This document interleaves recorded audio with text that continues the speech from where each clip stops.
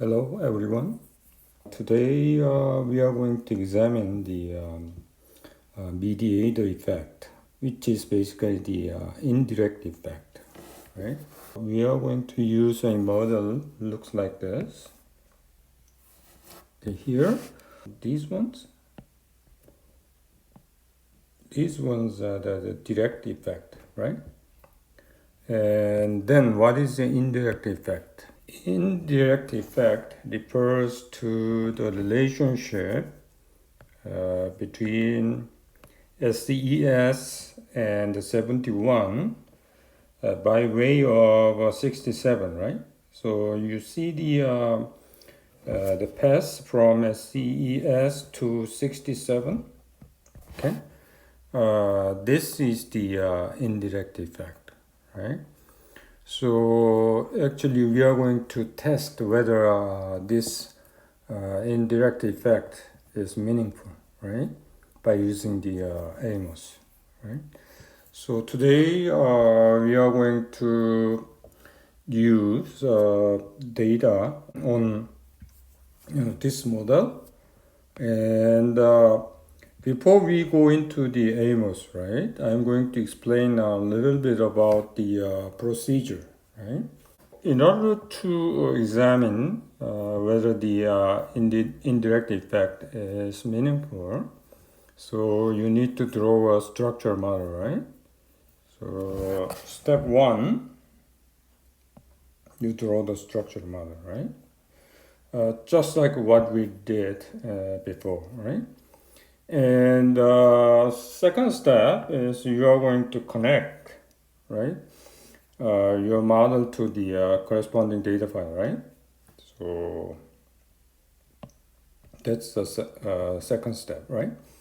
Third step, remember that if you want to get some specific outputs, right, then you need to go to the view menu, and you specify, you select analysis properties, and you click output, and you need to check this one, okay? And in order to get this effect, right, you need to do something called a bootstrap. I'm going to explain this, what this is later.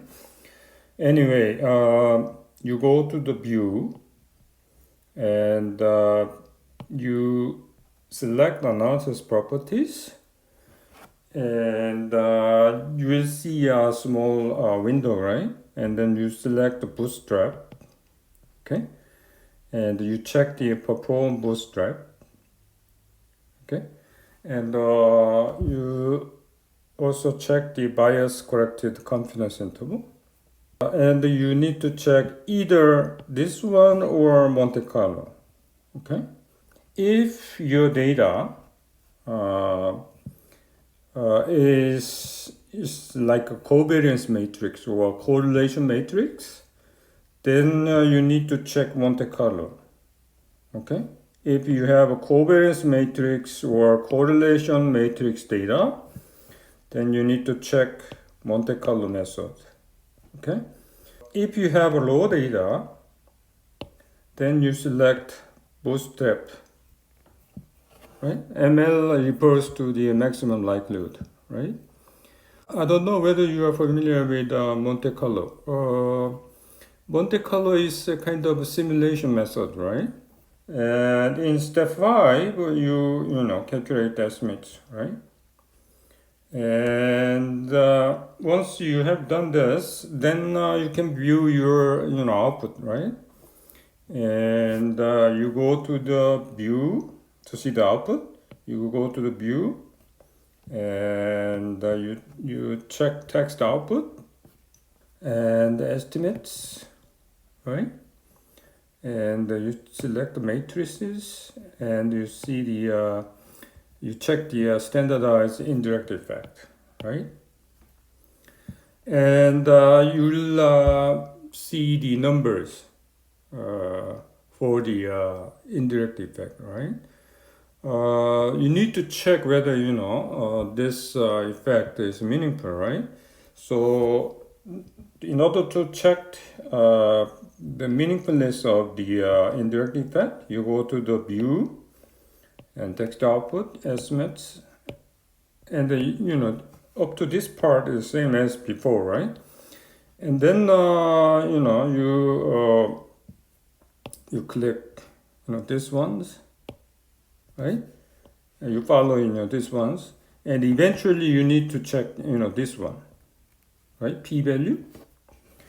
So this one will give you the p-value, and if p-value is less than alpha, then you reject null hypothesis. In this case, the null hypothesis is no mediating effect or no indirect effect. Okay, that's the basic procedure for checking whether your indirect effect is meaningful, right? Now, what is the bootstrapping?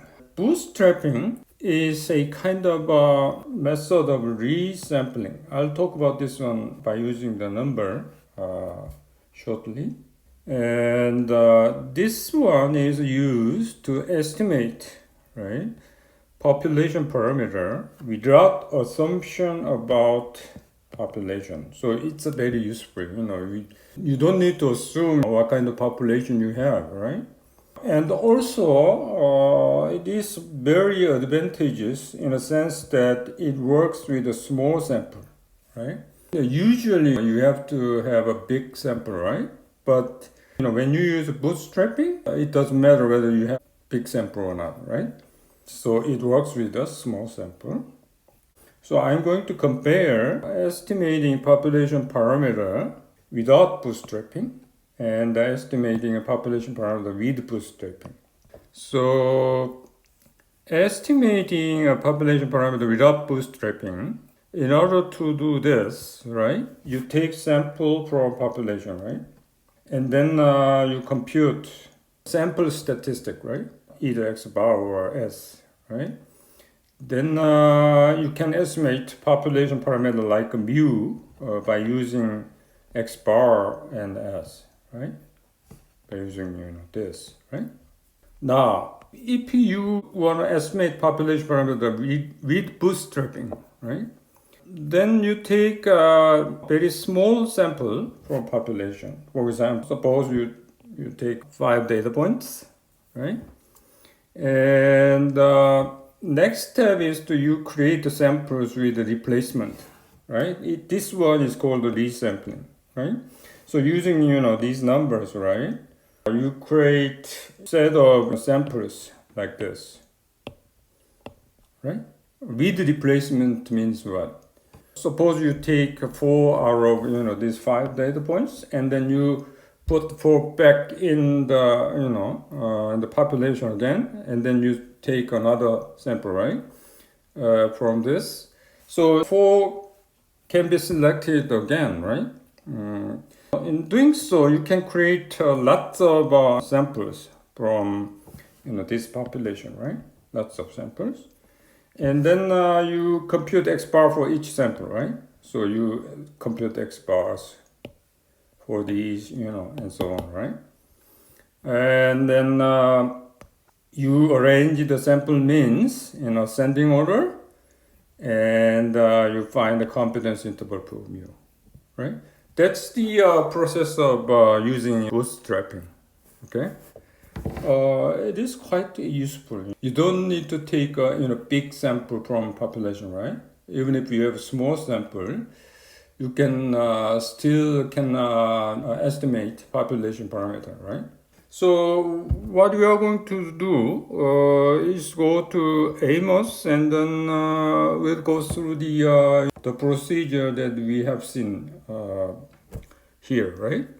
Okay, we are in Amos, so we are going to analyze the alienation case by using Amos, right? So basically, we want to check whether we have a meaningful indirect effect, right? So before we draw a graph, let's go to the file. And let's connect data files, okay? So we are going to use this data. Actually, I'm going to give you this data set very soon. So let's look at, let's view the data, okay? So basically, this data set is it's a correlation matrix, right? So here you see COR1. In this case, you need to specify standard deviation and mean for each of these variables, right? So we have anomia 67, powerlessness 67, anomia 71, powerlessness 71, and education. And I think this one is a social economic index or something like that, right? Anomia is kind of a memory loss, right? And let's go back to the let's go to okay. So let's draw a graph. Okay. So let's use this icon. Okay. Since we have two variables for each of three latent variables, right? So let's click two things and again two things.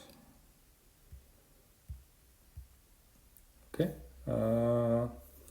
Let's rotate this thing and this one, right? And let's draw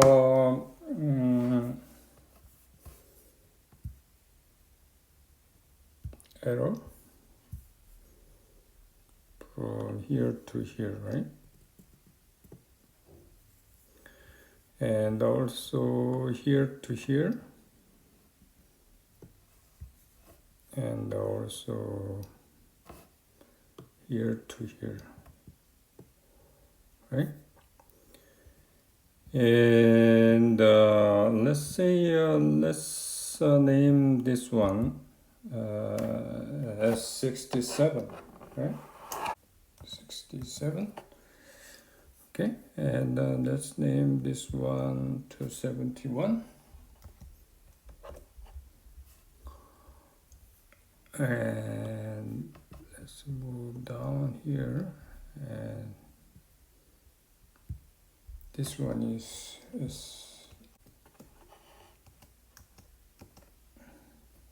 okay.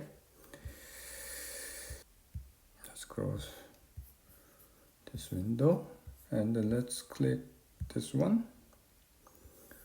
So I'm going to drag these variable names, okay, to the box.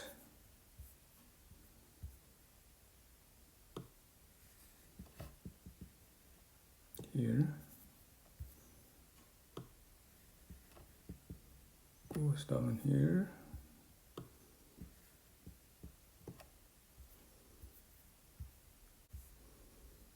So I'm going to move this one to here.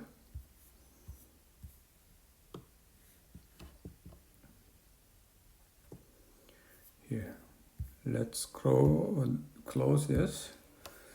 And also we need to name the errors, right? Before we do that, remember that if you have, dependent variable, right? Dependent variable should have error terms, okay? So in this case, this is independent variable because, the errors goes out from this, right? This way and also this way, right? But in this case, we have two dependent variables, right? 67 is a kind of dependent variable since error comes from SES, right? So this one is dependent variable. And also 71 is also a dependent variable because these two errors, right, comes in, right? So 67 and 71 should have error terms, right? So in order to satisfy error terms, you click this one, okay? And then you add, right? Let's rotate, okay? And also this one also needs to have arrow terms, right? Okay, let's name this one as E1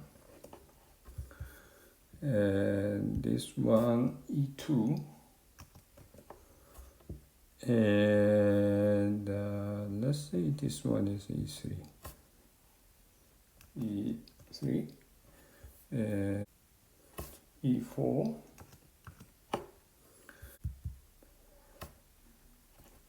E5 E6 E7 E8. Before we go further, let me try to explain, this thing first. Last time we talked about this. If you have negative error variance, right, you need to specify some small, positive numbers, right? Suppose you have a negative error variance for E8, right? Then what happens is that you go to here and you click the parameters here, right? And you specify here very small, a positive number here, right? If you don't have negative error variance, just leave it as a blank variance, right? But if you have negative error variance, you need to put, small positive number, right?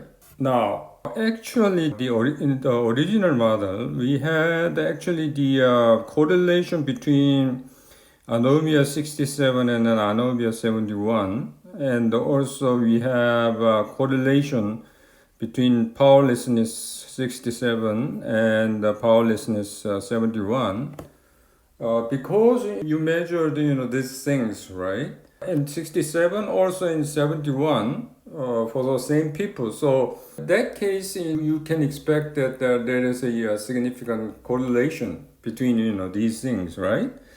But before we put, these errors, right? I'm going to show you a term called modification index, right? So let's leave it as it is, and let's try to analyze, these things, right? Before you analyze, you specify the outputs. So you go to the analysis properties. And you click the output, okay? So you click these ones. And the important thing is that you wanna examine the indirect effect, right? So you click this one. And also I'm going to check this one, modification indices.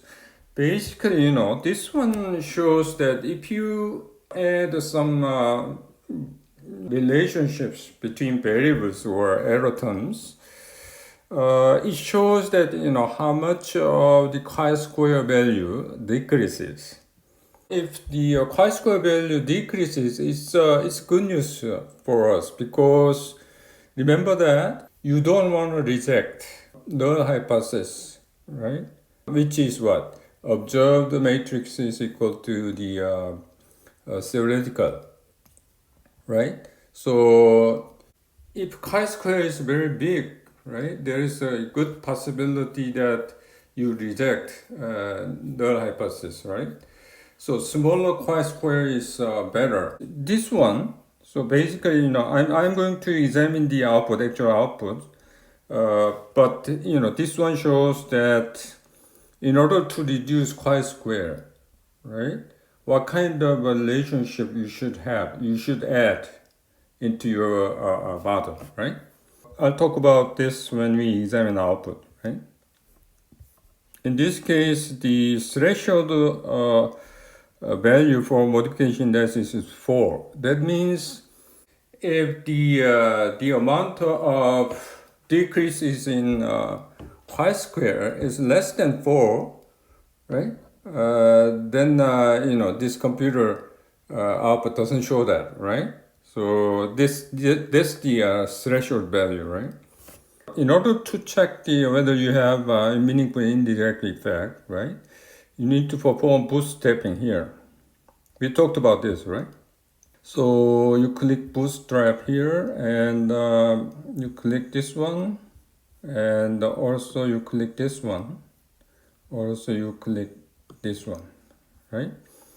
And remember that depending on what kind of data set you have, right? If you have covariance or correlation matrix, right? Then you need to click this one, Monte Carlo, right?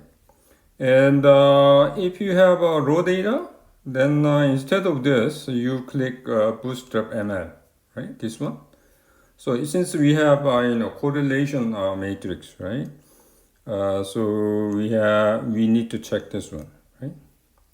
So you close this and you go to the analyze, and let's try to calculate estimates. So in this case, let's name this one ALI, let's say alienation.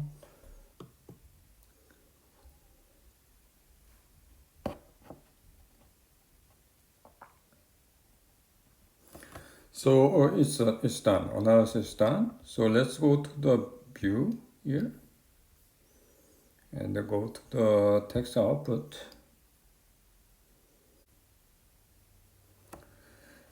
So this is the output. So as usual, you have the estimates, right? And then you have p-values, right? If you look at here, so the relationship between 67 and SES, obviously, this p-value is less than alpha, right? This is almost 0, right? So the relationship is meaningful.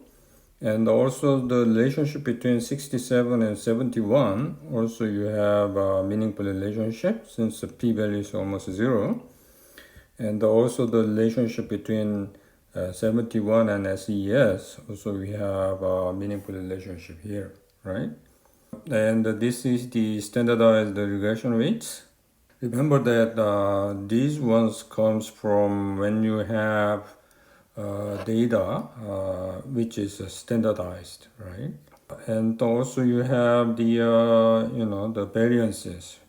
In this case, if you look at the error variances, you have all the positive numbers here, right? And before we go into the indirect effect, let's try to use a modification here. Remember that the modification index, right, shows how much of chi-square decreases if you add the relationship, right? So in this case, you look at the magnitude of chi-square decrease here. So if you add a relationship between correlations between E1 and E3, the chi-square will decrease by this much, right? This one is the biggest one, right? And also, if you add a correlation between E2 and E4, the chi-square decreases by this much, right? So basically, these ones show how much of the chi-square decreases if you add, the relationships, right? But you need to be careful when you add relationships. You need to have some kind of concrete theoretical background for that, right? Remember that the graphs, right? There's a strong possibility that we have a big correlation between E1 and E3 because these are the ANOVA 67 and ANOVA 71, right? So, and also we can expect a strong correlation between powerlessness 67 and the powerlessness 71, right? So let's add the correlations among these error terms and see what happens, right? So I'm going to add correlation, right, between E1 and E3, and also E2 and E4. Okay, and I'm going to run this one again.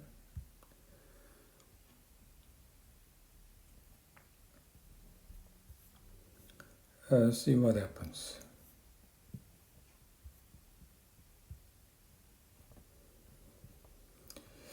If you go to the modification index, right, at this time, once we add in those correlations, right, nothing happens here because remember that the threshold value for the modification indices was 4, right? So if the chi-square change is bigger than 4, then it will appear here. But since the magnitude of decrease is less than 4, nothing appears here, right? Now, let's go to the estimates, right?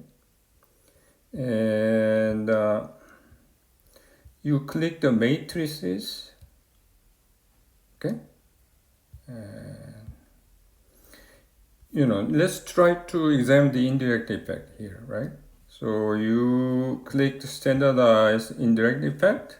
Once you click this one, the bottom part, becomes active, right? So this one basically, this one, the SES between SES and the 71, this is the indirect effect, right? So you want to check this indirect effect is meaningful, right? So in order to do that, you go to the bootstrap confidence, right? And you click the bias corrected percentile method. Here, this one is a standard indirect effect and the two-tailed significance. This one is the p-value, right? Testing whether your indirect effect is meaningful, right? So if this one is less than alpha, you reject null hypothesis. Null hypothesis is what? Your indirect effect is equal to 0, right? So since you reject null hypothesis, that means you have a meaningful indirect effect, right?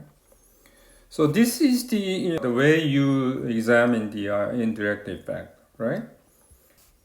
Let me review the output.